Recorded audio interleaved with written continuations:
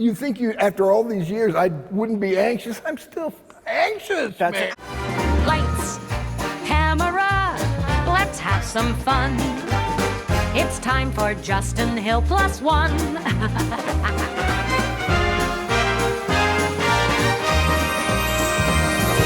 This is Justin Hill plus one, and RSVPing into the VIP lounge today is the cast of Minions and Monsters, including Hollywood legend Jeff Bridges, SNL star Bobby Moynihan, plus Zoe Deutch and Jesse Eisenberg.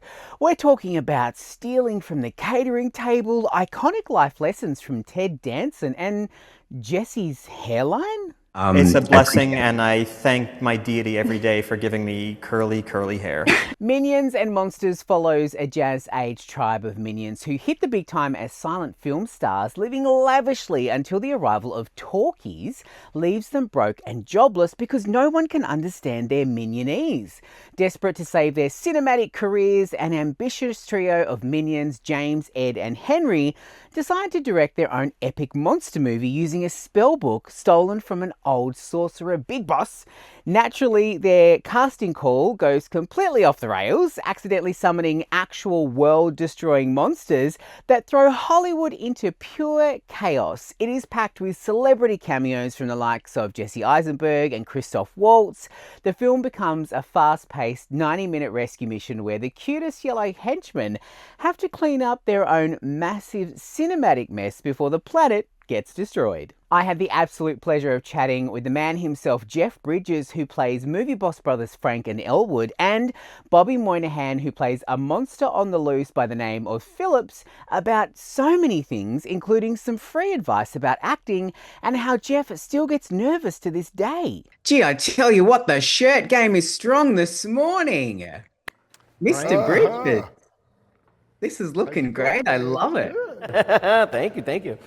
Hey, I want to start with a bit of a fun one before we kick into this, because this movie had me smiling from beginning to end, which is, I think, what this universe does to people. It brings a bit of light.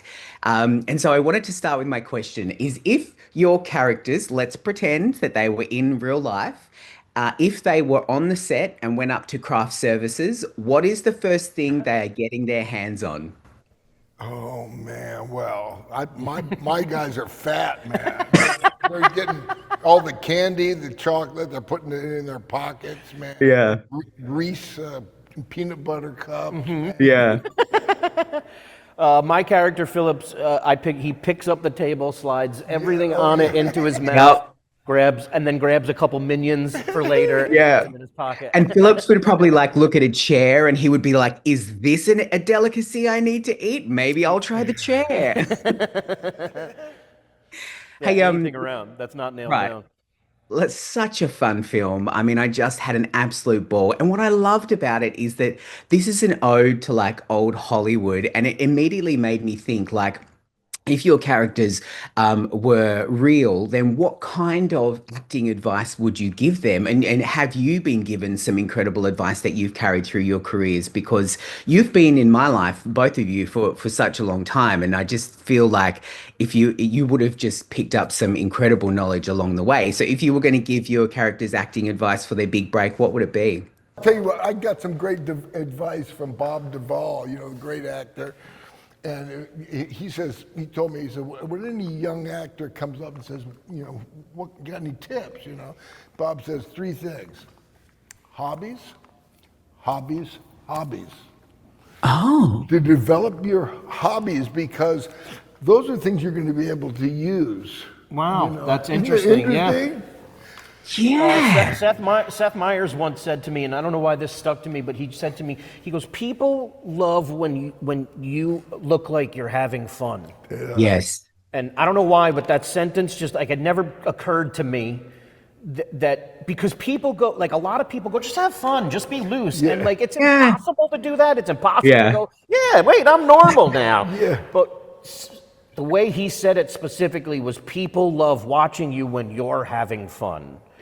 And it kind of takes them out of it a little bit. And when, you keep saying, jamming, when you start messing around, you start, and then all of a sudden you're in a new place and you feel comfy. My parents, who are both actors, my mom, when I was a young teenager going off to do some TV shows, she could say tell I'm anxious, she would say, Jeff, remember, have fun and don't take it too seriously. Yeah. Because, now I'm still, my wife will tell me the same thing, because you think after all these years, I wouldn't be anxious. I'm still anxious, man. I'm still, and just to remember, hey, have fun. Don't take it too seriously. Well, we're show kids. The show must go on. Yeah, I feel like that. You're one of those guys, and you too. want to do justice to the great gift you've been given. Exactly. To do this thing, you want to do a good job. So there's a lot of anxiety, but you're going to screw it up if you take it too damn seriously. You got to relax to let this stuff come through. One of my favorite things that ever I happened feel like we on just a... had the best TED talk ever between you two. Well, Guys, I'm going to package this up and sell it. It's our last interview, man. We're loose. We're jamming. we're loose. Oh! We're happy. I was going to say, I did something with Ted Danson, and he finished a take, and he walked off camera. He walked off camera, and he just whispered as he was walking by. He goes, "Acting is so embarrassing." And and then you realize, we're just a bunch of kids, adults playing, and he was trying to be funny, but it's true. It's just go embarrass yourself, go do whatever. We're all gonna die. This is the best advice ever. Oh, the best, the greatest, second best man in the world to this guy. I was going to say, just be very careful. Hey, I did want to ask you both about your voices that you found, and not so much where you inspired them, where they were inspired from, but when you find them, how do you perfect them? Do you find yourself in the shower, delivering your lines and being like, no, that's not it. No, it has to be more like this. Because I spoke to Jesse before, and he said he ripped the voice from a friend of his who is a comedian and didn't tell him about it. But I would love to know, when you find the voice, where are you, and who do you test it out on, and how do you land on what you're doing? I don't necessarily Pierre was so helpful in the room when we he's so knowledgeable about voices and what he wants for something, and for this one in particular, you kind of find it and then it ends up one place, and then by the end of the day of your recording, you've kind of found something, and sometimes you go back and record some of the stuff you did earlier because it's different now and stuff like that. But I have also, not for this movie, but in other places, you have an inspiration. There's a character, I'm sure there's many animators who have partly voiced their characters on The Dude, and many of your characters and stuff. There's things that you love and you start. One of my favorite things to do in an improv scene, I do a lot of improv, is to be the quiet guy who doesn't say much in the scene, and because then you get to pop in and say one crazy thing and you win. And I got that from Steve Buscemi as Donnie in The Big Lebowski, because that's the greatest performance of somebody who's just sitting there, it's the patience. I'm a walrus. It's just patience. Probably the best line. Now, This has been the best time talking to you both. I feel I have just started my first acting gig myself, so I have literally been Congratulations. just soaking in everything that you've said, and it's just an absolute thrill. And I think Aussies with our sense of humor are going to love this movie. If you've met an Aussie, this is the fun part, and then you're gonna start going, when's the next one? When's the next one? Yeah, I know. Hey, I really appreciate your time today. It's been fantastic chatting to you, and thanks for all the lessons. I appreciate it. Thank you, man. What a pleasure. Congrats again. Bye-bye. I also got to chat with Zoe Deutch, who plays Debbie, a strong-willed woman in the 1920s, and the robot she falls in love with, Deutch, played by Jesse Eisenberg. We spoke about Banana Matcha, working together again after 7 years, and somehow the conversation made its way to Jesse's impeccable hairline. Check it out. Hello from chilly Australia. It's mighty cold where we are at the moment, but awesome to be talking to you both today. I wanted to start with something a little bit fun in the vein of this film. If your character was in real life and they walked up to the craft services table, what are they taking from the table while you're shooting this film? What do you think that they would be getting their hands on at craft services? Well, banana. because that's all that there is at the table. That's true. Yeah. They don't have anything other than banana. I actually, Zoe has a banana matcha right now, which I didn't even know was a thing. that's but very nice. Holy shit. Oh, delicious. Zoe. Remember when I asked you, do you drink caffeine? And we didn't sort of finish that We didn't conversation finish that. despite you thinking it was about to be super riveting, which it was. Yes, but I didn't get the ending. No, I was about to tell you. Banana matcha. I was having a banana matcha. I'd never heard of that before. No, but did we get to the end of the question? Do you drink caffeine? Me, I had some this morning. Yeah, I sometimes do it as like a kind of a little fun day. You know what I mean? Letting my hair down, having a little nice sip of coffee. He's acting wild. Yeah, exactly. You're out of control. This movie from beginning to end was just, I think I just had a huge smile on my face watching the entire thing, which is I think the entire purpose of this film, and loved your characters. But I would also like to know, Jesse, Dort has what we would call big boss energy. And what do you think it is that that makes him like project this? Because he definitely shows it. The first time we see him in a scene, he's big boss energy all the way. What was it about portraying him that you felt really like gave off that vibe? I think I enter a room with that, and I think the producers know that. I think Mm-hmm. when they said that kind of energy, I think the first name that came to mind was mine, first and last Yes. name. Absolutely. When I read the script, I immediately knew what this guy sounds like, and it's my friend Mike O'Connell. Mike O'Connell is a brilliant stand-up comic from Chicago, and I knew him for a while before I realized he was American. I thought he was British because he talks like this all the time. It's hard to hear his voice. But anyway, when I read the script, I was like, this is Mike. And Mike is kind of, I realize now in retrospect, Mike is kind of doing an impression and mocking a kind of guy who's blustery. Yeah. That's kind of what Dort is. There's a bit of like, I am playing a blusterous character here. You know, somebody who's not exactly sure of this kind of thing. So that's what it was. I love that. I don't know if I could do the real sincere version of what you described me as. Yeah. But did you get in touch with Mike and you're like, hey, I'm thinking of basing this character off you and maybe like test the voice out on him a few times, or did you just run with it? I should have done what you just suggested. But you didn't, and that's okay. We love that.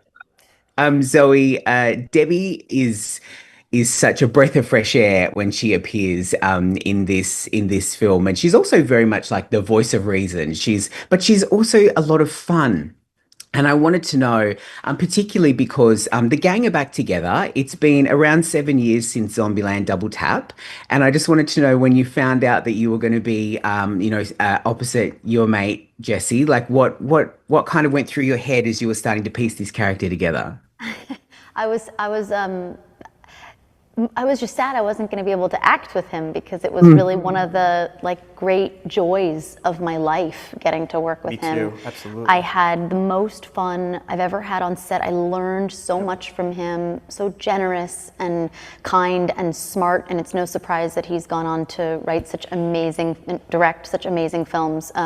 That's very apparent to anyone that's worked with him from an acting capacity, how deep and smart and brilliant actually he is. So I was just sad I wasn't gonna get to handsome. Thanks. Great hair. The hairline is perfect. It's not shallow to receding. bring Hair that is stuff up. good. It's not By the way, shallow at all. Bring that stuff up. But I do think that we have to prioritize hotness, and I don't know if you get credit enough for your hair. I do, your but looks. it still feels good. Yeah. So looks are number one. Yes. And stench, I think, is nice. Stench. Yeah. Yes, I forgot to add that one. Stench. Yeah, nice stench. Nice stench. Yes, I mean, the hair is looking really good, Jesse. It's Thanks a very, lot. as someone who also has been blessed with a full head of hair, I have to call that out. It's a blessing, and I thank my deity every day for giving me curly hair. Whoever up there is making a joke and using me as the example, I really appreciate it. I get it. It's funny. And You are benefiting from it. But yeah, and so what else did you see in this character other than kind of having some fun with it and just she's so it?